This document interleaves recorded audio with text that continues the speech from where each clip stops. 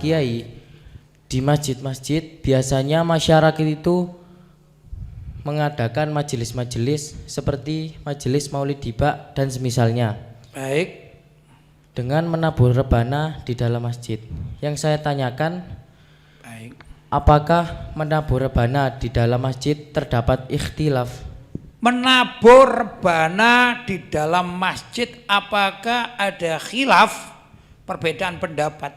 Ya, saya hanya membatasi tentang ulama-ulama Ahlus Sunnah wal Jamaah.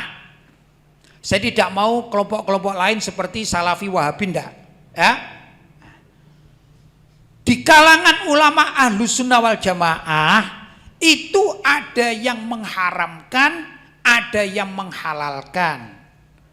Saya pribadi mengikuti ulama yang menghalalkan. Kan boleh kan? Ya.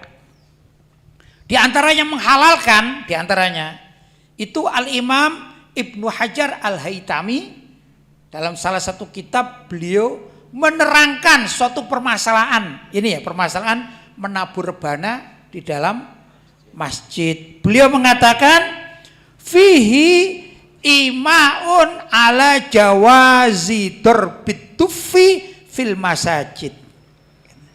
Fihi imaun, pada kalimat-kalimat di atas ini, itu panjang kalimatnya. Imaun, ada tanda-tanda jawazu dorbit tufi fil masajid, bolehnya memukul rebana di masjid-masjid. Itu menurut fatwa Al-Imam Ibnu Hajar Al-Haytami. Jadi beliau memperbolehkan, ya, terutama pada acara-acara kemanten utamanya. Tapi oleh ulama Ahlus Sunnah wal Jamaah dikiaskan juga, misalnya ada acara Maulid Nabi, Isra Mi'raj, begitu ya. Saya mengikuti pendapat ini, walaupun ada pendapat lain ya yang melarangnya. Saya tidak menyebut satu orang ya. Saya itu mengenal seorang profesor, doktor, alim, mempunyai buku beliau, mengarang buku. Ya, ringkas cerita, ini orang Banjar, Al-Banjari. Beliau mengarang kitab tentang haramnya memukul rebana di masjid. Ya, dengan dalil-dalil, ya saya tidak menyebut namanya.